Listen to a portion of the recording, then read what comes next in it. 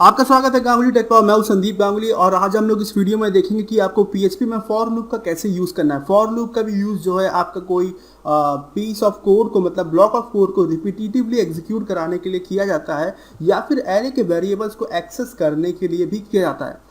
तो for loop का use करने के लिए सबसे पहले आपको फॉर कीवर्ड लिखना है, उसके बाद आपको ये जो है पैरेंथेसिस लगानी है और इसके अंदर आपको तीन चीज लिखनी होती है। सबसे पहले आपको एक वेरिएबल बनाना होगा जो कि ये बताएगा कि ये फॉर लूप कितने टाइम्स एग्जीक्यूट होगा और उसकी जो इनिशियली वैल्यू होगी वो आपको जीरो सेट करनी है। उसके बाद आपको सेमी कॉलन लगाना है। उसके बाद आपको वो कंडीशन लगानी है कि जितने टाइम्स ये लूप एग्जीक्यूट होना चाहिए, मतलब जब तक वो कंडीशन ट्रू हो तब तक ये लूप एग्जीक्यूट होना चाहिए। और यहाँ पे जो कंडीशन हम लोग लिख रहे हैं वो बिल्कुल सेम वैसी है जैसे आप इफ स्टेटमेंट में लिखते आए अभी तक। तो हमने यहाँ पे लिखा कि जब तक जो काउंट है वो छोटा रहो, जब तक छोटा हो 100 से तब तक ये लूप एग्जीक्यूट होना चाहिए। और हमने यहाँ पे लिख दिया काउंट को इंक्रीमेंट कर दिया। और ये जो हम लोग ये जो स्टाइल्स हमने लिखा इंक्रीमेंट, यहाँ पे डबल 2 बार प्लस आपको लगाना। तो इस तरह के इंक्रीमेंट को जो है कहा जाता है पोस्ट इंक्रीमेंट, क्योंकि यहाँ पे जो आपका ये इंक्रीमेंट ऑपरेटर होता है ये वेरिएबल के बाद में होता है। अगर आप इसको पहले लिखते हैं तो इसका मतलब होता है प्री इंक्रीमेंट, और इसको जो है वेरिएबल के पहले आपको लगा होता है प्री इंक्रीमेंट। और इसका मतलब ये होता है कि अगर आप काउंट को इस तरीके से लिखते हैं काउंट +1 तो ये सेम मतलब वही हो जाता। जो आपने इंक्रीमेंट में लिखा था वही एग्जैक्टली वही सेम मतलब यहाँ पे आ जाता। मतलब ये होता है कि काउंट वेरिएबल की जो भी वैल्यू है उसमें 1 ऐड हो जाएगी। मतलब हर बार लूप चलने के बाद आपका जो है 1 ऐड हो जाएगा। जैसे यहाँ पे पहली बार जब लूप चलेगा तो ये 0 रहेगा। यहाँ पे कंडीशन चेक होगी कि काउंट जो है छोटा है 100 से, बिल्कुल छोटा है, क्योंकि काउंट की जो वैल्यू 0 है। तो ये लूप दोबारा जो है आपका नहीं लूप जो है आपका एग्जीक्यूट कर जाएगा। उसके बाद आपका जो काउंट है उसमें 1 ऐड हो जाएगा। काउंट की वैल्यू इनिशियली क्या है 0, तो 0 + 1 काउंट की वैल्यू 1 हो जाएगी। जब नेक्स्ट टाइम लूप चलेगा तो काउंट की वैल्यू 1 हो गई है। फिर यहाँ पे कि यहाँ पर चेक होगा कि 1 छोटा है 100 से, बिल्कुल छोटा है, तो लूप फिर से एग्जीक्यूट होगा। फिर यहाँ पे जाएगा, फिर यहाँ पे 1 + 1 हो जाएगा तो काउंट की वैल्यू 2 हो जाएगी। इस तरीके से आपका लूप चलता रहेगा तब तक जब तक ये काउंट की वैल्यू 100 से छोटी है। तो अब जो है हम लोग आगे ये हमारा जो कंप्लीट हो गया। तो मैंने यहाँ पे फिर से जो है काउंट को प्री पोस्ट इंक्रीमेंट में मतलब लिख दिया इस तरीके से। अब इस फॉर लूप के अंदर आपको ये करली ब्रैकेट्स के अंदर जो है वो कोड लिखना है जो आप रिपीटिटिवली एग्जीक्यूट कराना चाहते हैं जब तक आपकी ये कंडीशन ट्रू हो। तो हमने यहाँ पे लिखा हेलो और उसके बाद फिर मैंने करली ब्रैकेट्स लगाए ये, और उसके अंदर मैंने उस वेरिएबल का नाम लिखा जो कि मैं इस आउटपुट स्ट्रिंग में दिखाना चाहता हूँ, जो कि यहाँ पे काउंट है। और उसके बाद यहाँ पे मैंने मैसेज में लिख दिया हेलो PHP। और फिर यहाँ पर एक BR टैग जो होता है आपका HTML का लाइन ब्रेक का, वो मैंने यहाँ पे लगा दिया और फिर मैंने सेमी कॉलन लगा दिया। तो इस तरीके से आपका फॉर लूप बन गया। तो अगर आपने वाइल लूप या डू वाइल लूप देखा होगा तो आपने इसमें देखा होगा कि फॉर लूप में केवल एक ही लाइन पर जो है आपका वेरिएबल भी इनिशियलाइज हो जाता है, कंडीशन भी चेक हो जाती है और जो है आपका इंक्रीमेंट वाला भी पोर्शन आ जाता है। तो फॉर लूप जो है मैक्सिमम यूज़ किया जाता है इसी वजह से, क्योंकि आपका जो है कम कोड लिखने पर ही आपका काम हो जाता है। तो अब जो इस प्रोग्राम को हम लोग एग्जीक्यूट करवाएंगे अपने वेब ब्राउज़र में। और मैं आपको ये बता दूं कि इस जो हमारा जो ये फाइल है उसका नाम forloop.php है और इसको आपको सेव एक स्पेशल फोल्डर में करना है। वो फोल्डर जो है आपका एग्जाम का जो डायरेक्टरी होता है जहाँ पे ये बना है वहाँ पर होता है। तो वहाँ तक पहुँचने के लिए आपको एग्जाम कंट्रोल पैनल को खोलना है, इसमें एक्सप्लोरर पे क्लिक करना है। इसमें आपको htdocs करके एक फोल्डर मिलेगा और वो htdocs फोल्डर को वेब डायरेक्टरी भी कहा जाता है। यहाँ पर जो भी फाइल जो भी फोल्डर होगा वो आपका ब्राउजर में दिखाई देगा। तो जो फोल्डर में मैंने सेव किया उसका नाम फॉर लूप है। यहाँ पे आप देख सकते हैं फॉर लूप में forloop.php फाइल हमारी पड़ी हुई है, जो कि ये फाइल है जो कि हमारे वेब ब्राउजर पे दिखाई देगी। साथ ही में मैं आपको एक चीज़ और दिखा दूँ कि यहाँ पर मैंने इंक्रीमेंट और डिक्रीमेंट करके 2 और PHP की फाइल है, मैं वो भी आपको दिखा देता हूँ।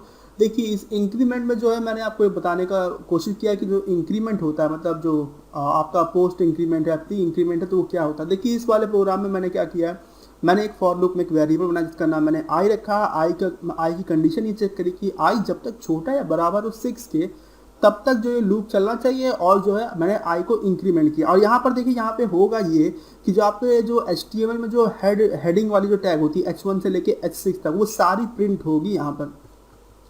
और मैं आपको एक चीज़ और बता दूं, जब आप छोटी वैल्यू से बड़ी वैल्यू की तरफ जाते हैं, मतलब आप यहाँ पर देख सकते हैं आई की इनिशियली वैल्यू जो है वो 1 है और हम यहाँ पे कंडीशन में हम चेक कर रहे हैं कि जब तक ये छोटा या बराबर हो 6 के, तो ऐसे कंडीशन में जो है आपको इंक्रीमेंट करना होता है। इंक्रीमेंट में चाहे आप पोस्ट इंक्रीमेंट कर दें, प्री इंक्रीमेंट कर दें, या फिर जो आपका जो लिखने का तरीका वो लिख दीजिए। मतलब वही करना, मतलब डिक्रीमेंट आपको नहीं करना है, इंक्रीमेंट करना है। जब आप छोटी वैल्यू से बड़ी वैल्यू की तरफ जा रहे हैं और जो ये सिंबल लगेगा कंडीशन चेक करने वो या तो लेस देन का होगा या लेस देन इक्वल टू होगा, मतलब ग्रेटर देन या ग्रेटर देन इक्वल टू का सिंबल नहीं हो सकता। इन बातों का आपका ध्यान रखना है। नेक्स्ट हम लोग decrement.php वाली फाइल देखते हैं। इसमें भी सेम वही काम होगा, लेकिन इसमें यह है कि आई की वैल्यू जो है इनिशियली मैंने 6 सेट करी है और फिर मैंने यहाँ पे कंडीशन में चेक किया कि जब तक आई की वैल्यू बड़ी या बराबर हो 1 के तब तक ही लूप एग्जीक्यूट करना चाहिए। और यहाँ पे आप देख रहे हो कि यहाँ पे मैंने एक दूसरा ऑपरेटर यूज किया है माइनस माइनस का। इसको जो है कहते हैं पोस्ट आपका डिक्रीमेंट का मतलब घटना। और अगर आप इस ऑपरेटर को वेरिएबल से पहले लिख देते हैं तो इसको जो है प्री डिक्रीमेंट आपको कहा जाता है।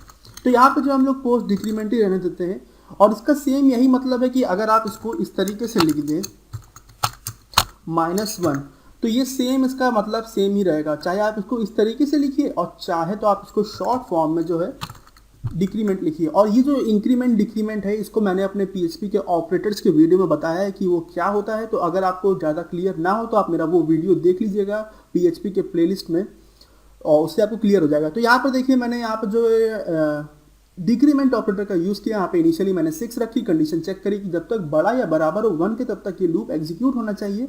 और यहाँ पर भी मैंने सेम वही काम किया कि सबसे पहले जो आपका हेडिंग टैग है H6 वाला वो प्रिंट होगा, फिर H5 वाला प्रिंट होगा, फिर आपका जो है फिर जितना भी है मतलब H6 से लेके H1 तक के सारे जो आपके हेडिंग टैग वो प्रिंट होंगे जो HTML के होते हैं। तो अब हम लोग को ये जो है प्रोग्राम एग्जीक्यूट करवाना है अपने वेब ब्राउज़र में। तो वेब ब्राउज़र में आपको जाना है, एड्रेस बार में आपको लोकल होस्ट लिखना होगा।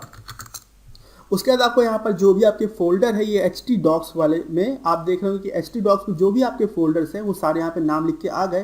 तो यहाँ पर जो हमारा फॉर लूप वाला फोल्डर इस पर मैंने क्लिक किया, यहाँ पर जो मैं गया फॉर लूप php मैंने क्लिक किया तो देखिए हमारा प्रोग्राम एग्जीक्यूट हो गया। और यहाँ पर देखिए 100 बार हेलो php लिख के आ गया। सबसे पहला ये नंबर भी देखिए 0 है, फिर 1 है 2। और आप एक चीज़ देख रहे हो कि यहाँ पे 0 से 99 तक गया है। तो 0 से 99 तक जाने का मतलब होता है कि टोटल आप 100 बार जो है प्रिंट करा रहे हैं। अब हम लोग दूसरा वाला अपना फाइल प्रिंट कराते हैं जो कि increment.php है। तो आप यहाँ पर देखेंगे इसमें कुछ जो एरर है और एरर हम लोग एक बार चेक कर लेते हैं क्या है। ये जो टाइटल टैग आप देख रहे हैं increment.php उसमें टाइटल टैग में मैंने क्लोजिंग टैग नहीं लगाया, इसी वजह से प्रोग्राम जो रन नहीं कर रहा। तो मैंने क्लोजिंग टैग ही बना दिया।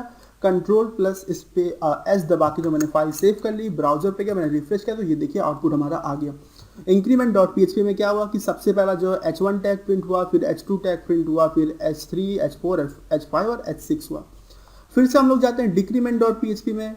तो इसमें आप देखेंगे सबसे पहले H6 वाला टैग प्रिंट हुआ, फिर H5, फिर H4 और आपका H1 हुआ। तो इस तरीके से आपको फॉर लूप का यूज़ करना है। आगे हम लोग एरेस पढ़ेंगे तो उसमें भी हम लोग फॉर लूप यूज़ करेंगे और उससे जो है अगर आपको फॉर लूप पे कोई डाउट है तो वो और भी क्लियर हो जाएगा। तो अब अगर आपका इस वीडियो से जुड़ा कोई भी सवाल हो तो आप कमेंट सेक्शन में पूछ लीजिएगा। और अगर अभी तक आपने मेरा चैनल सब्सक्राइब नहीं किया है तो कर लीजिए, जिससे कि सारे फ्यूचर अपडेट्स आप तक पहुँचते रहे। ये वीडियो देखने के लिए आपका धन्यवाद।